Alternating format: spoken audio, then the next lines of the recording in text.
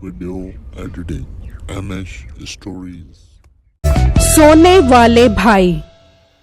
एक वक्त का किस्सा है। मेहमान नवाज गांव में बिट्टू नामी एक लड़का सुनार का काम किया करता था। उसका इखलाक लोगों से बहुत अच्छा था। उसको ये सुनार की दुकान बाप की तरफ से मिली थी। उसके दो छोटे भाई थे जो उसके साथ घर में रहा करते थे और उसका एक बड़ा भाई था जो साथ वाले घर में अपनी बीवी के साथ रहा करता था।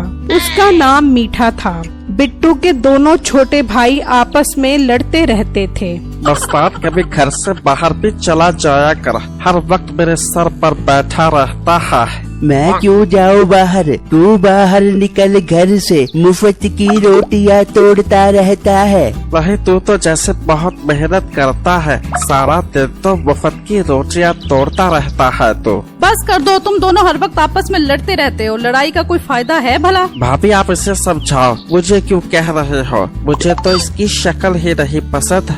नहीं, तू तो जैसे बिट्ठन चक्कर बत्ती है ना। अपना मुँह बंद कर। चुप हो जाओ दोनों, आने दो तुम्हारे भाई को शाम में, इन्हें तुम्हारी शिकायत लगाती हूँ। फिर शाम में बिट्टू घर आता है तो वो उसे शिकायत लगाती है। ये दोनोों आपके भाई हर वक्त लड़ते रहते हैं, सारा दिन लड़ लड़ के मुझे परेशान करते हैं। क्यों चिट्टू और बस्टार, तुम दोनों आपस में क्यों लड़ रहे हो? लड़ना ठीक नहीं है। अगर तुम दोनों आपस में लड़ोगे तो लोग तुम पर हावी हो जाएंगे। तुम दोनों इत्तेफाक से रहा करो, इत्तेफाक में बरकत होती है। एक और एक 11 होते हैं। इस तरह बिट्टू हर वक्त उन दोनों को समझाता रहता था। बिट्टू का बड़ा भाई मीठा बहुत लालची था और उसकी बीवी भी बहुत लड़ाका थी। अरे मीठे बगैरत के बच्चे, बिट्टू की दुकान से अपना हिस्सा ले। उसको तो तेरे बाप ने सोने की दुकान खुलवा दी, उसमें तुम्हारा हिस्सा भी बनता है। अरे बेगम अब्बा जान ने अगर उसे सोनार की दुकान दी है तो मुझे भी तो घर दिया है जिसमें हम रह रहे हैं। अरे वाह, हमें छोटी सी कुटिया दे दी और उस मोटे बिट्टू को सोना। वाह क्या इंसाफ है। तुम समझ क्यों नहीं रहे? उस दुकान में तुम्हारा हिस्सा भी बनता है। तुम अभी जाओ और उसकी दुकान से अपना हिस्सा मांगो। ये सुनकर मीठा गुस्से में बिट्टू की दुकान पर आता है।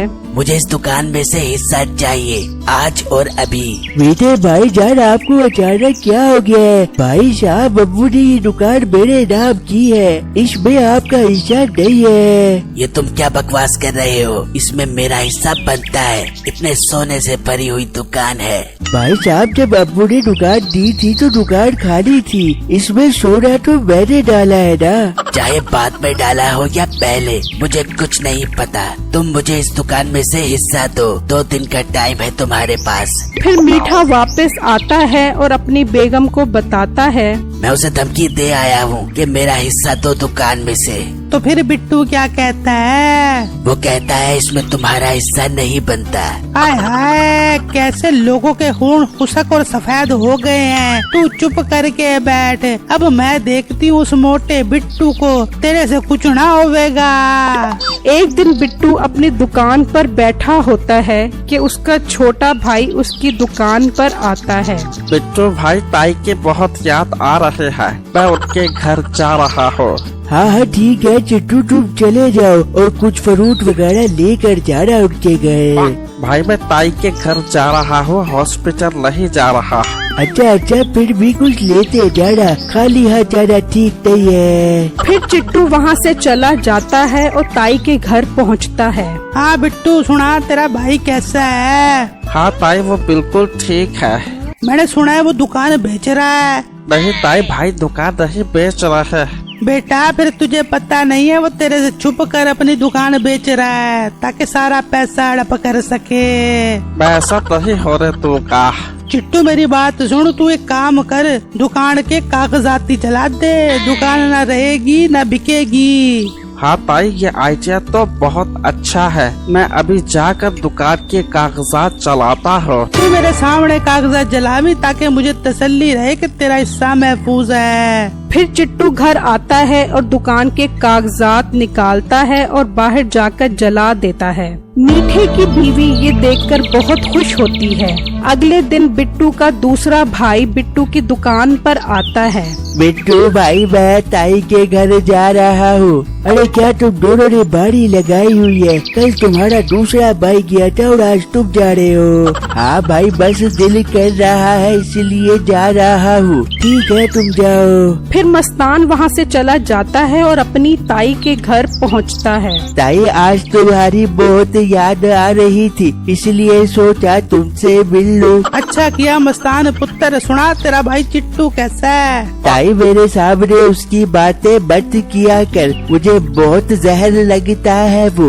अरे मस्तान, मैंने तो सुना है वो बिट्टू के नाम तेरा घर कर रहा है। अरे नहीं ताई, ऐसा कैसे हो सकता है? तू बेवकूफ है। वो मकान तेरे भाई के नाम कर रहा है और तेरे हिस्से पर लात मार रहा है। मैं ऐसा नहीं होने दूंगा। मैं अभी घर जाता हूँ। अरे बेटा, तू एक काम कर, तू घर के कागजात नहीं चलाते ताकि वो मकान तेरे भाई के नाम ही न कर सके। वाह ताई, मशवरा तो बहुत अच्छा दिया है। मैं तुझे अच्छा मशवरा नहीं दूंगी तो किसे दूंगी? तेरे हिस्से पे कोई लात मारे मैं कैसे उन्हें दूंगी? अरे जा तू मेरी आंखों के सामने कागजात जला।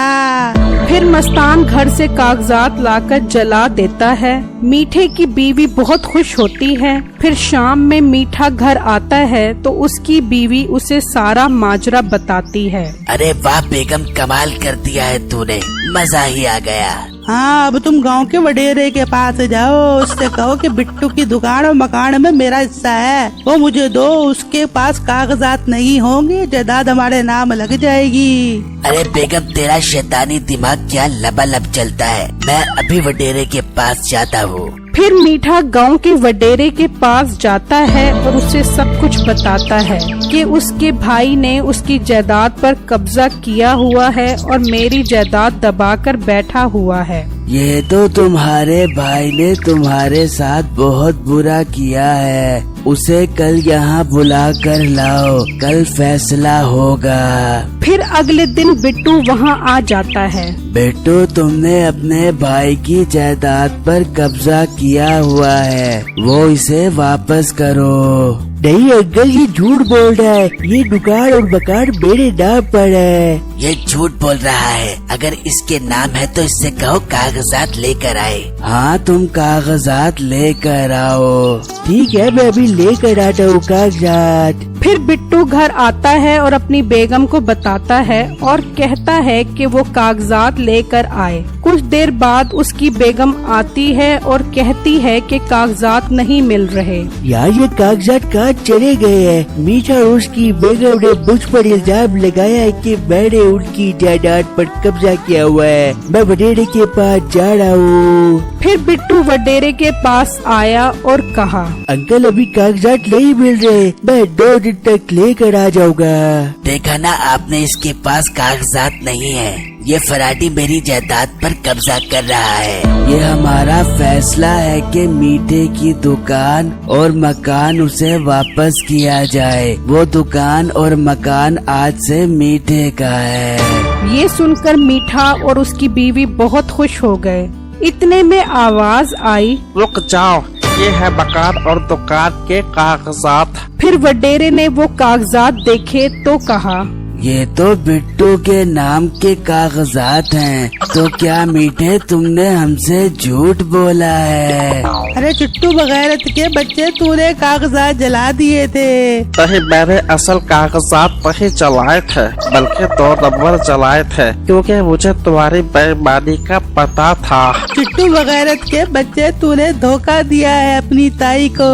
चुप मीठे, तुम्हें झूठ बोलने की सजा दी जाती है कि तुम्हारा मकान जब्त किया जाता है और उस मकान के पैसों से गरीबों के लिए अस्पताल बनाया जाएगा। अब मीठा और उसकी बीवी को उनके किए की सजा मिल गई।